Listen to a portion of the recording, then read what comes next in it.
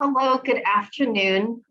Welcome to the closing panel of Unbounded Universities, Asia Pacific. My name is Joyce Lau. I'm the Asia editor for Times Higher Education. So good afternoon, I'm zooming in from Hong Kong. So today we have a great panel. We're going to talk about internationalization and innovation, unlocking Asia Pacific's potential with digital leadership. It's my great honor to introduce our panel today. We have Dr. Lily Chan, Chief Executive and Vice Chancellor of Wawasan Open University in Malaysia, Dr. Prakash Gopalan, Director of the Thapar Institute of Engineering and Technology in India, Mr. Radha Gupta, Managing Director for India and APAC for Coursera, Dr. Peter Laurel, President of the Lyceum of the Philippines University, and Dr. Asim Chauhan, President of Amity University in India. So welcome all of you to this closing panel. So I'm going to start with the first question, which is about how can internationalization increase innovation across the Asia Pacific region? Now, this is a really interesting time talk about internationalization because, as we all know, physical borders are actually closed. They certainly are closed where I am in Hong Kong, and lots of students can't get where they have to get. However, there has been moves towards internationalization in Malaysia, in India, and in the Philippines. So let's start. Dr. Chan, would you like to start off and talk a little bit about internationalization and how that can feed into innovation?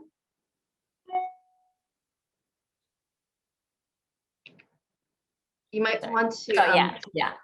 Number one, I think internationalization is really a great opportunity for the exposure to cultures from around the region. Many of us, all of us speak English. However, we speak English against the background of the culture, and what we teach students is also against the background of the culture we all come from. I think the exposure really will get people to understand one another better, and therefore the thinking behind it and the innovation that can now be across all borders and all regions. But I really feel one of the most important things that has come out of this, this internationalization across the APAC region is really for countries without well-developed higher education systems. They are now able to access higher education of the highest quality in other countries. And Coursera has been making this possible for all of us. And many of us may be teaching in a particular way, but what Coursera, and I'm not saying it because I'm praising them, but because they have really provided a platform for many of us to understand what's the latest, what is the trend, and that in its way feeds back into innovation across all regions, not just APAC. Thank you very much.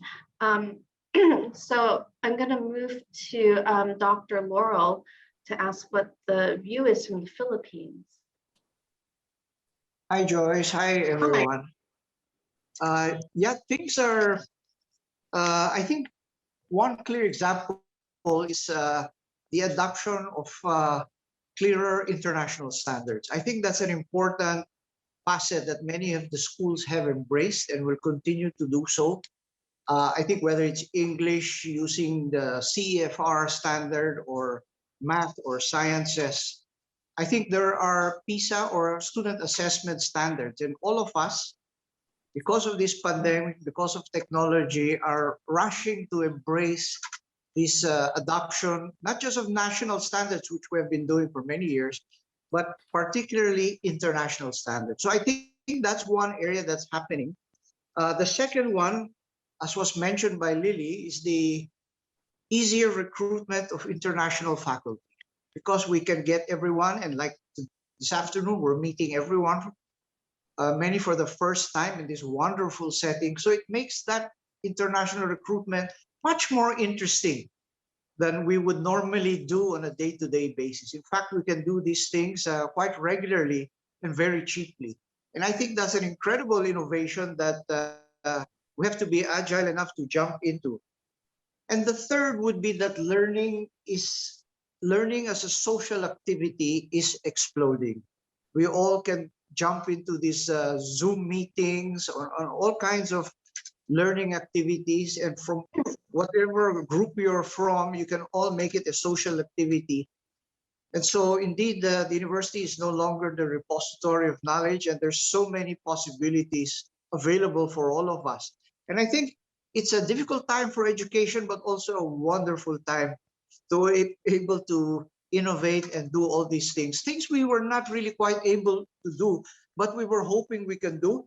Now it's suddenly available. Of course, we have to navigate the path ahead as best we can, but I think these are incredible opportunities. I think the idea of micro-badging in an industry-driven setting is also incredibly attractive, and we're looking forward to be able to take advantage of all these wonderful, wonderful opportunities.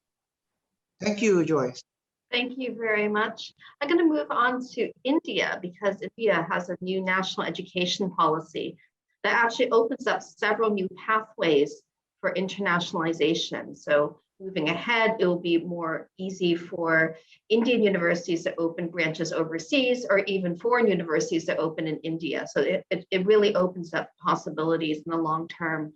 So I was speaking to Professor Chauhan before our talk, saying that the last physical education conference I went to was at Amity in early 2020.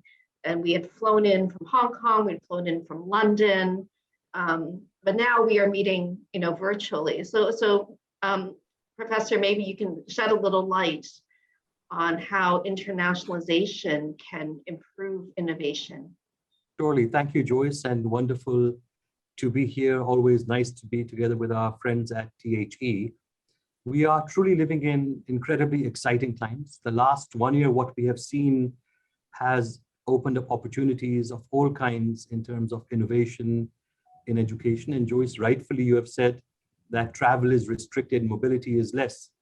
But through digital platforms, through online education, surely internationalism and the spread of education across borders has not stopped. And we are living in a world where innovation is ripe, not as a good to have, but as an imperative to drive the objectives. And in India, you rightfully said, we have a new education policy. We are envisioning moving from a GER of 27% to somewhere at 50%, which means that we need to think in India how to move 45 million more students into the higher education framework, which is, of course, a big challenge. Across Asia-Pacific, not only in India, big numbers are both an opportunity and a challenge, and I think we need to think how to do it.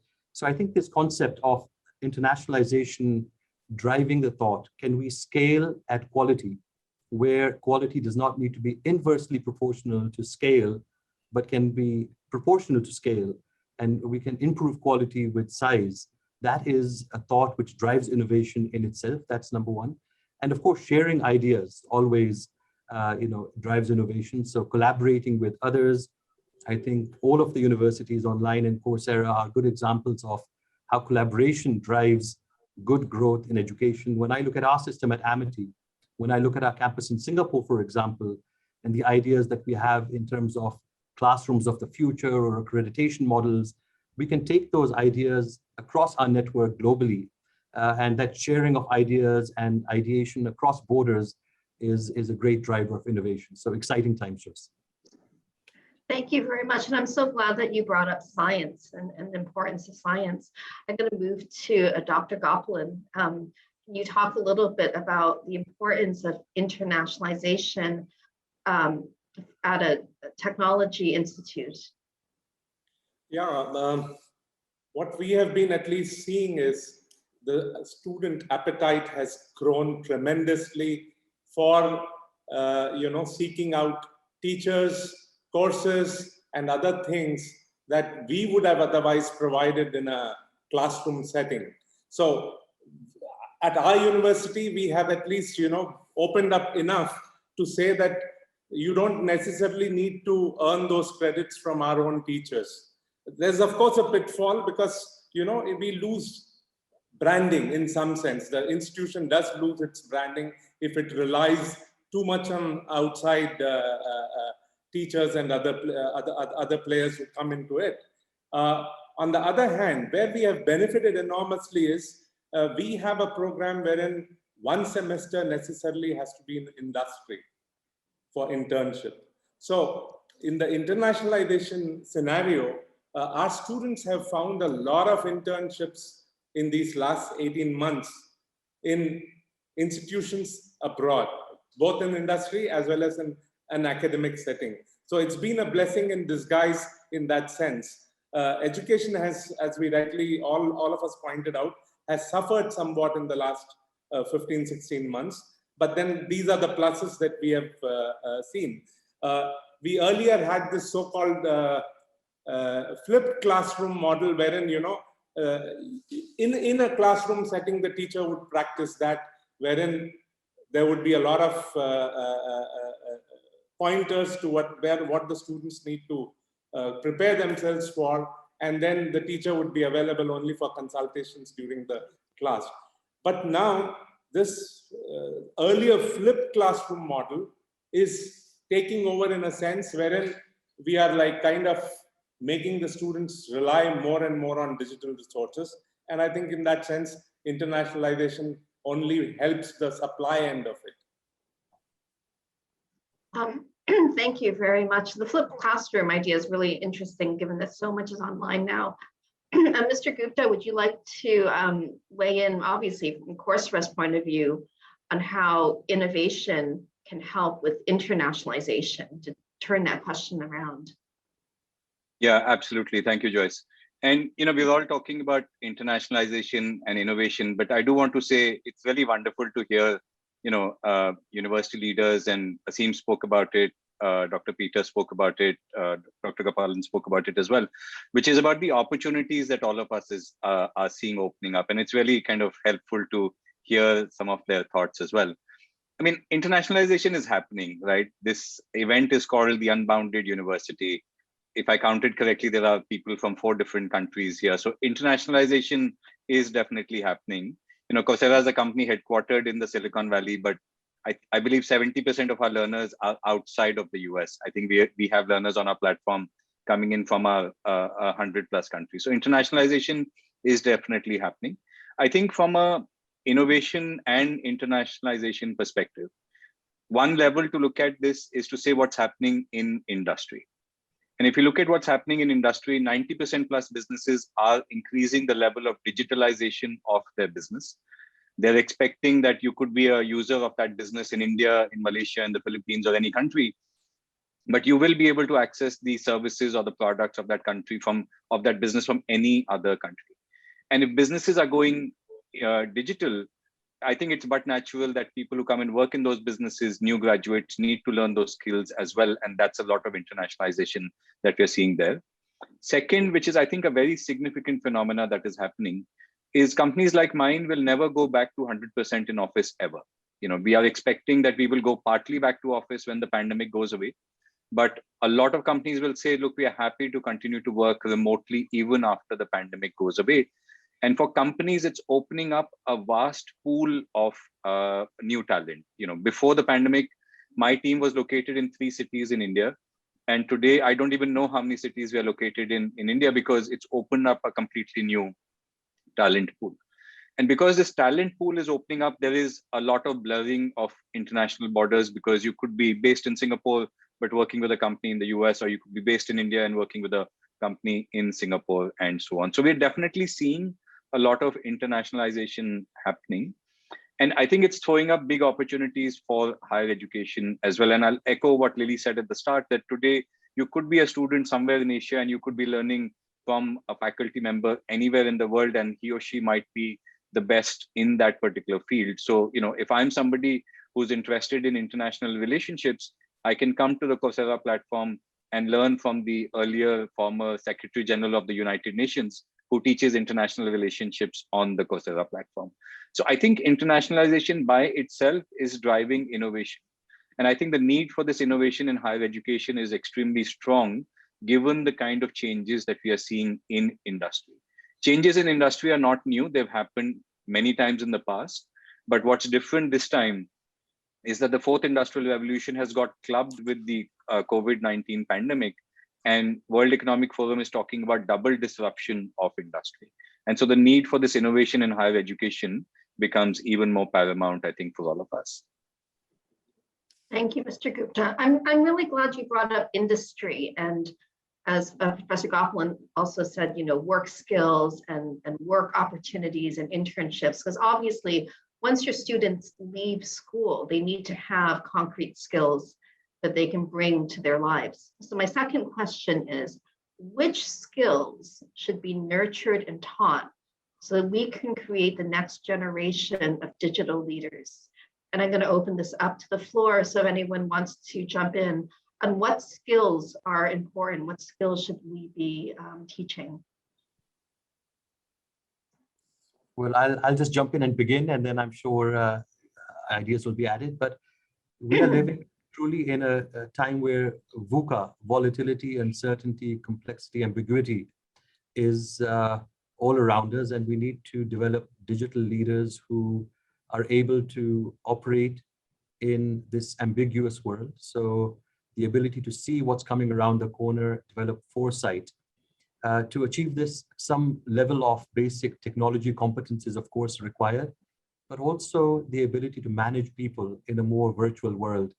As Raghav mentioned, you could be sitting in India, but managing people in other parts of the world, or be in Silicon Valley and be working with people in many other countries. So the new paradigm of managing teams that are not sitting with you in an office, that is a skill in itself. The desire for continuous learning and updating yourself, because things are changing so quickly, and learning about what is next. Jobs are going to be different, how we study is going to be different. So the ability to continuously upgrade your knowledge and ability and skills, that is also very important for leaders in the future. I also, can I say something? Can I say something? Yes, Joyce, can I add on? Yeah, I think one of the things that we always forget is leaders need to equip themselves with knowledge on security and integrity and ethics, especially in a world where everything is online. And how do we impart this kind of values to our students? And in the course of teaching them online, teaching them virtually in such a way. And I think many of them will be very communicative, but at the heart and the core of it is imparting such values across culture, across geographical regions, on what is security, what is ethics, what is integrity as we move into the digital world. And leaders also should have the knowledge to be able to start to learn how to assess the risks and ask the right questions. And I think such courses will need to be put into very early foundation courses in schools. I mean, in Singapore, I know the schools are already teaching in the primary school level or the grade school level what is hacking, what is cybersecurity. So they are less than 12 years old, and they are already taught such principles when they learn coding classes and things like that.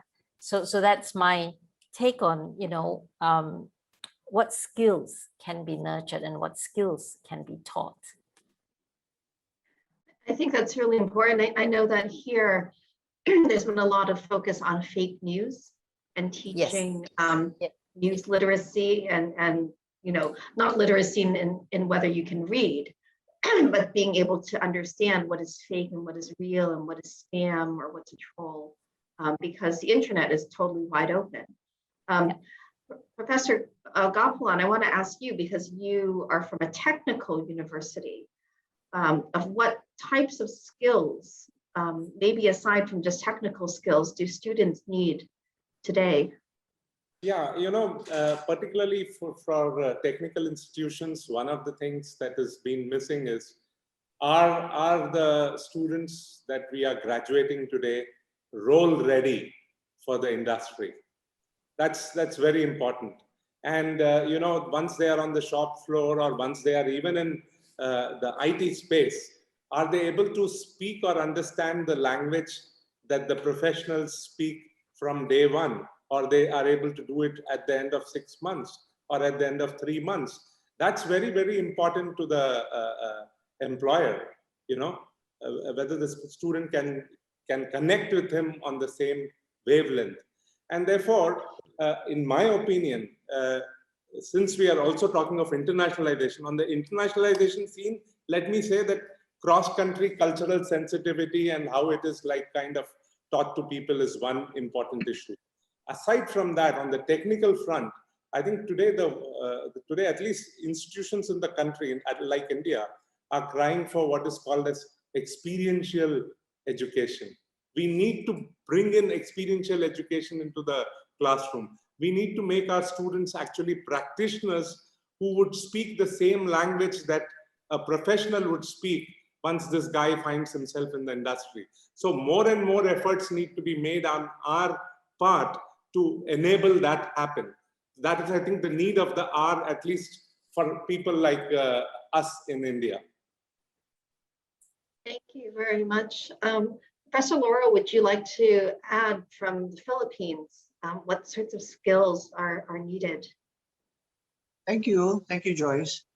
Yes, I agree with Dr. Bupalang that in our case, we're seeing that aside from the hard-based skills and the relevance for being industry-driven, I think we are seeing also the need to develop and embed the life skills. There are certain life skills that in the rush to digitize, in the rush to be very industry-driven, sometimes we may forget some of the life skills that should be embedded.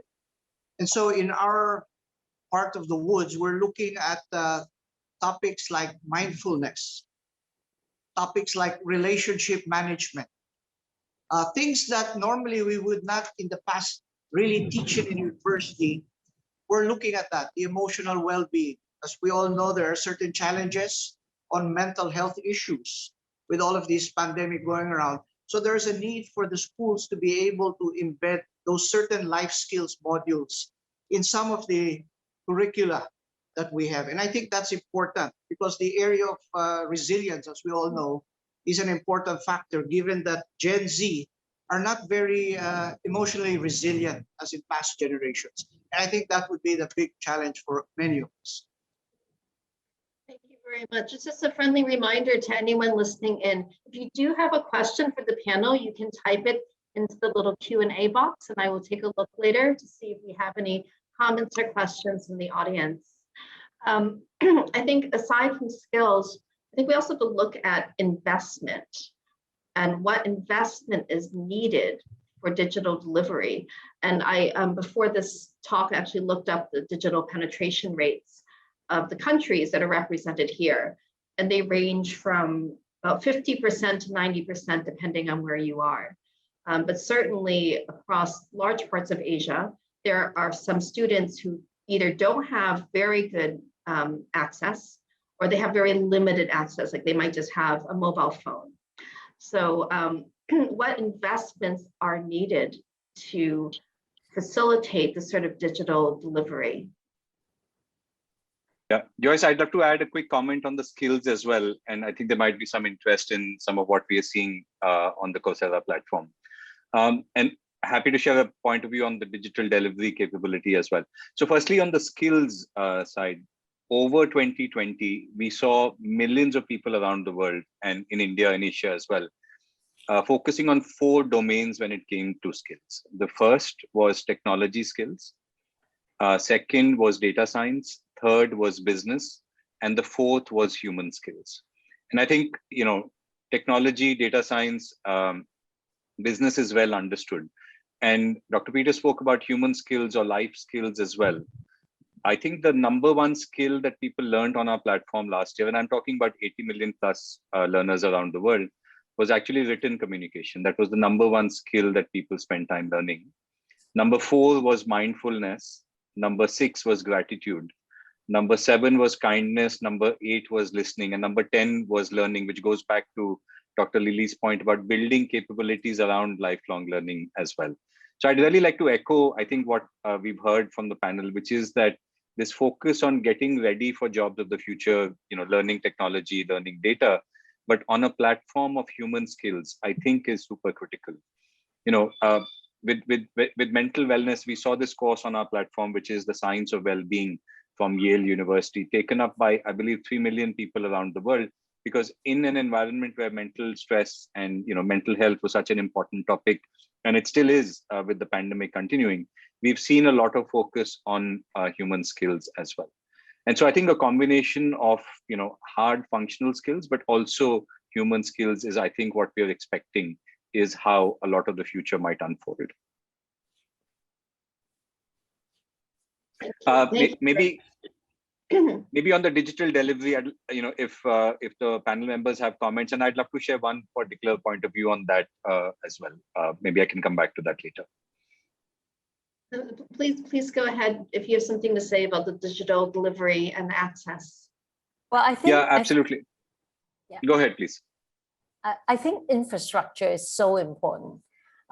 Every government, every country puts up the infrastructure, but they forget the last mile.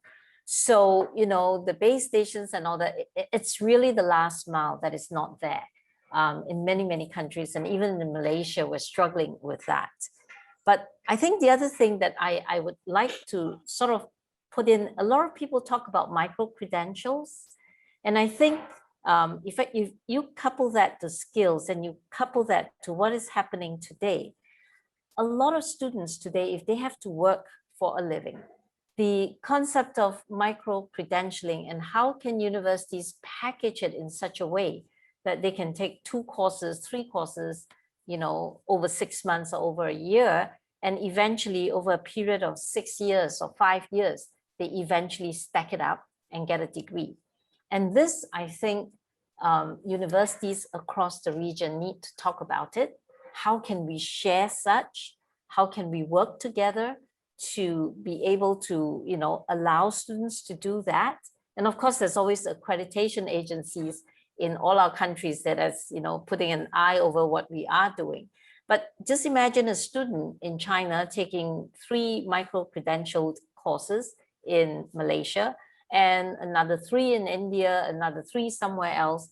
And, you stack it all up, and it is a very decent and very good degree that the student eventually will have. But where does that, what do you call that degree? Which university would the student graduate from?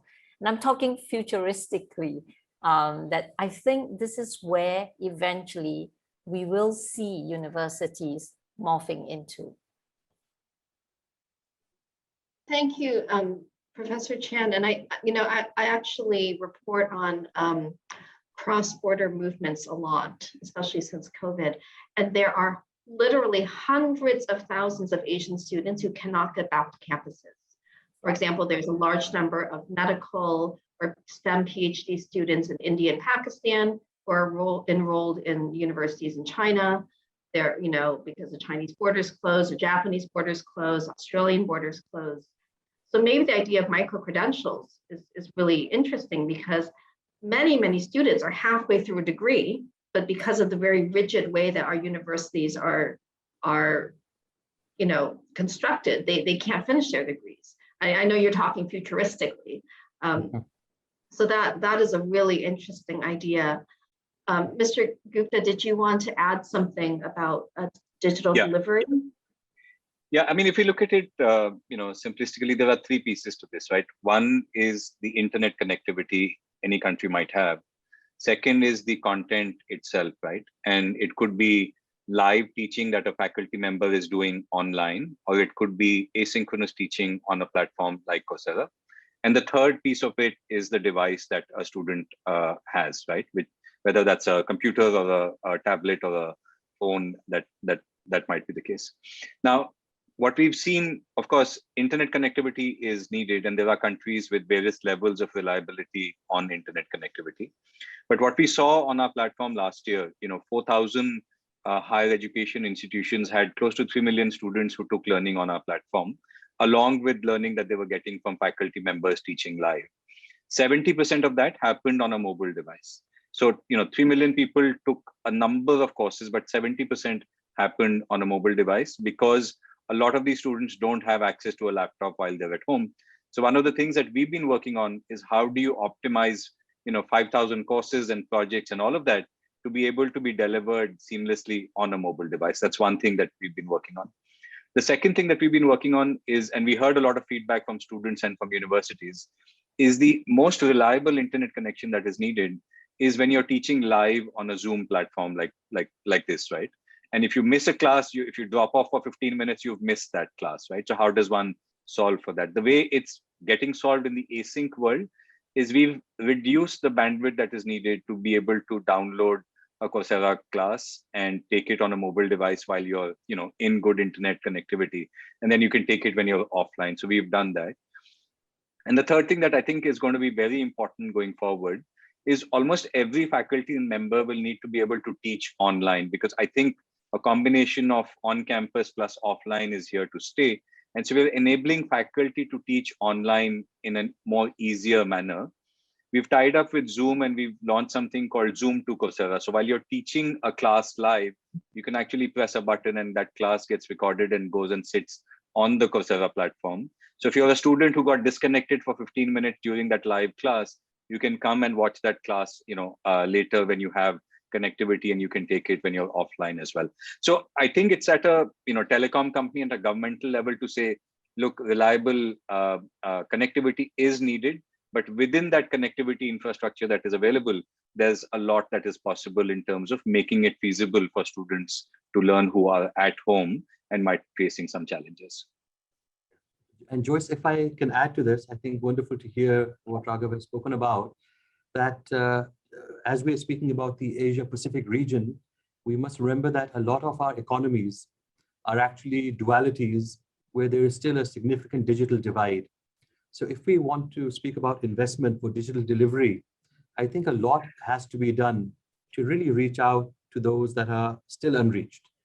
We are happy about growth rates and who's doing it, but there are still big segments of our population that need to be reached in terms of not only bandwidth, and that may be easier to roll out, but getting the right devices of quality that are configured for good quality education in the hands of more people. How do we reach to that? And then linked with that is the issue of content. How can we invest in content that is more in vernacular? It is not that everyone will want to learn in the 3 most popular languages in the world. So how can we really reach out to the pockets of populations in all of our countries where more localized content and pedagogy may be required to make the needle move in terms of how we are reaching out for education? I think the language thing is really, really interesting, and being able to deliver that to local populations. Professor Laurel, how do you feel from the Philippines? What sort of investments are needed for digital delivery? Well, we're starting to see that the big thing is student experience. And many of our universities here are realizing that the student experience or the student engagement is higher with asynchronous classes versus synchronous classes. And that could give you an idea of the importance of the broadband, the importance of technology and the availability of it. So those that are digitally challenged for one reason or the other are more engaged as students if many of the classes are asynchronous. And we've seen this in far-flung areas, the island schools, and less so perhaps in the big cities. So we're seeing that important distinction. And we're realizing that at the end of the day, it's really the student experience which is most important. And therefore, technology is not the one-size-fits-all for everyone. It will have to be calibrated as we march forward. And we're seeing more and more of that. So I think the the flexibility. And the second one would be the availability of a student to curate his own learning, meaning active choice is a very, very important new thing that I think many of us will have to offer our students, where they could do the micro-badging of this course or that, the minor, double major. So curating their own specific learning experience will somehow further increase the student engagement. So by that, we get less bureaucratic in our schools on what the curriculum should be, so they can actually curate their own learning experience, and active choice, student active choice becomes a real possibility. And I think that's an important one to increase further student experiences and student engagement. Thank you very much, Professor Laurel. Professor Gopalin, from the point of view of a technology university, technology institute, what investments are needed for digital delivery so that you can reach all of your students, even those who might not have full access? You know, in a country like India, first and foremost, in technical education as such, distance learning is not even permitted. Now they have like kind of let it permeate to the extent of maybe about 20% or so, that you can use blending to the extent of 20% through online. Otherwise, technical education, they would not even think, you know, that we would be able to do it. What we have, of course, done is we have found our own solutions as far as recording of classes are concerned, recording of courses is concerned. We have launched it on our own platform. And again, it boils down to being in the asynchronous mode, because catching it live is not possible for us. The Zoom sessions that we have done for students, the bandwidth has been an issue. Students have had to like kind of experience problems. Assessment has been a big issue.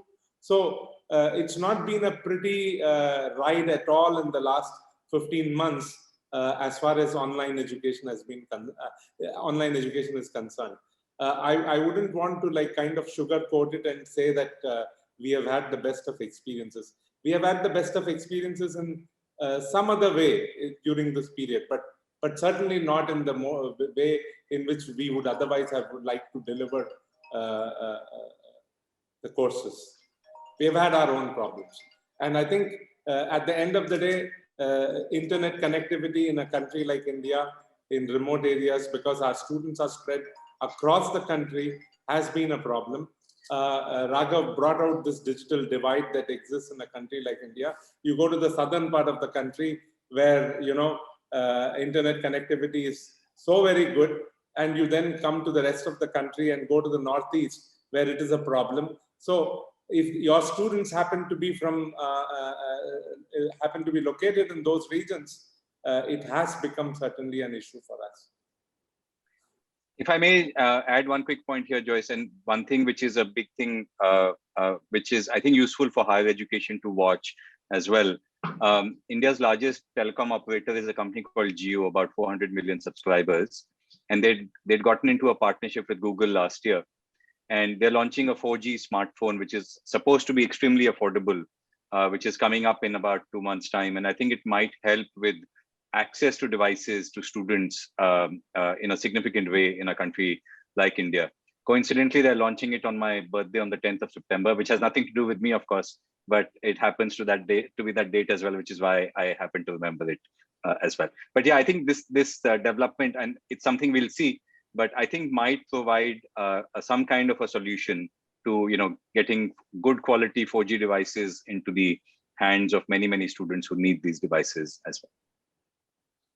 Thank you very much. So we have about 5 minutes left. So I just want to end up with one final question, which addresses the title of this talk, which is Unlocking Asia-Pacific's Potential. Because I think we all know the potential of Asia, the enormous population, the world's largest population. We have an enormous number of universities. We have a youth population that are very keen to study. Education is really important. But we also have all these hurdles. So, I mean, my final question is, how can we unlock the potential that there is in this region? And I think particularly here in South and Southeast Asia.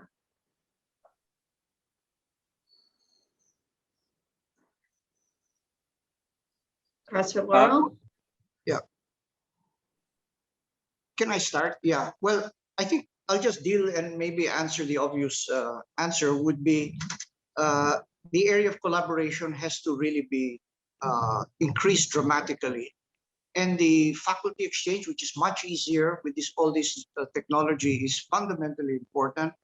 And I think the clearer adoption of higher international standards will now be the benchmark. Instead of looking at government standards or certain standards of depending on your area of expertise, I think the adoption of international standards is really much easier, cheaper for us universities. So in the financing of higher education, quality higher education, it will be much easier to be able to really pivot to these quality issues. And I think it's very important for many of the schools to come together, and it would be so much easier.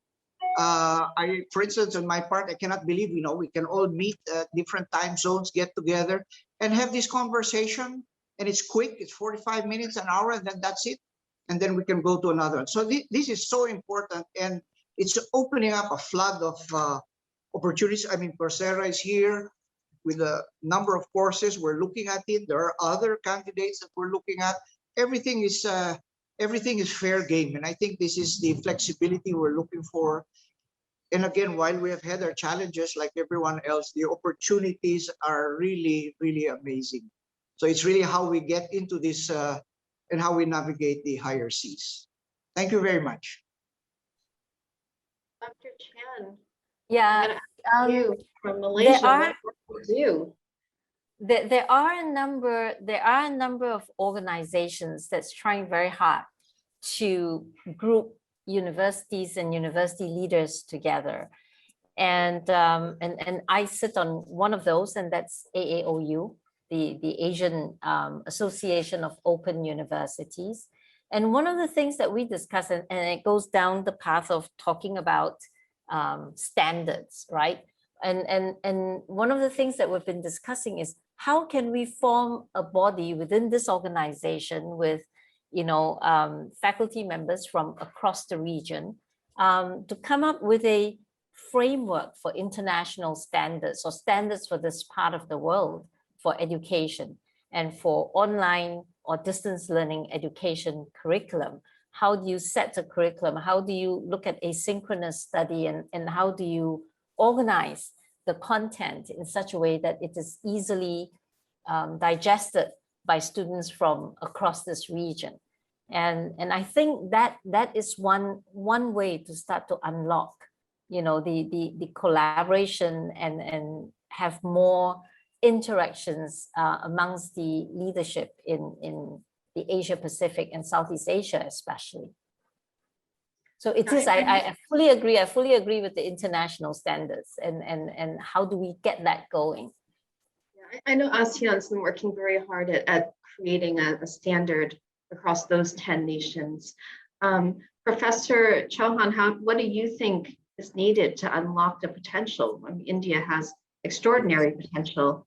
Absolutely. I would say, 3 things in brief, and there are so many more, but let me summarize in 3 quick points. One is that from this region, we need to have a long-term vision to bring quality to be amongst the top ranked universities in the world. And organizations like Times Higher Education, of course, are good partners for this. But truly, we need to look at benchmarking of quality, of way education is imparted, and also the learnings of the last 1 year. The pandemic has not brought new things, but it has catalyzed trends and given us opportunities that we call 100-year opportunities. If we can take the learning from that and going forward, imbibe and continue models of education that are more blended in nature, more hybrid in nature, infuse into the traditional system, what we have had to do over the last 1 year, that is the second thing. And thirdly, I will also echo collaboration. I think when we work together, When we join hands, I think we can do much more. And this will surely elevate a lot of universities from the Asia-Pac region to be global universities in the world. Thank you. Professor Gaukelam, would you like to add briefly any thoughts about how we can unlock the potential? I mean, India is a tech powerhouse. India has created some of the tech CEOs of the world. What can we do to? I think, this concept of exchange students has not even taken shape beyond a point. If you talk of programs where students spend 2 years in India and 2 years elsewhere or something of that kind, those exist and those are flourishing, those are doing extremely well. But I think if we have to unlock our potential, we need to come together wherein students are able to spend a semester at least outside the country, outside their borders. Of course, these are not the best times to talk about it, but as the world opens up, those are places that would bring possibly the university leaders together as a starting point, as a rallying point. There is also an issue of sharing of resources.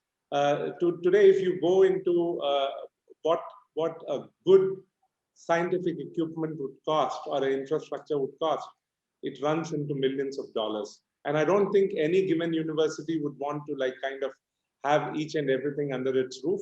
It's simply not possible for the kind of a system that we run. So sharing of resources, sharing of research resources is, I think, mighty important. Again, people need to come together to make this happen, to enable this to happen. And I think those are steps that people need to wake up to in order to unlock the potential of this region.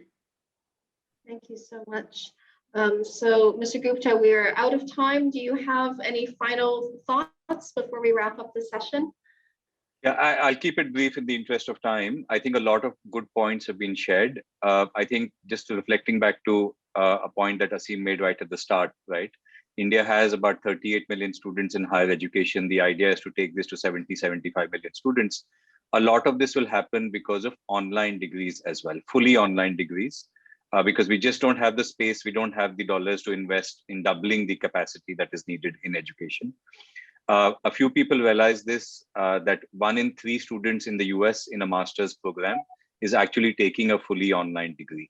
And so an additional dimension that I would like to add is we will see, especially in master's programs and possibly in some undergrad programs as well, in the future, a number of fully online degrees coming into these countries as well. And the government of India is doing it.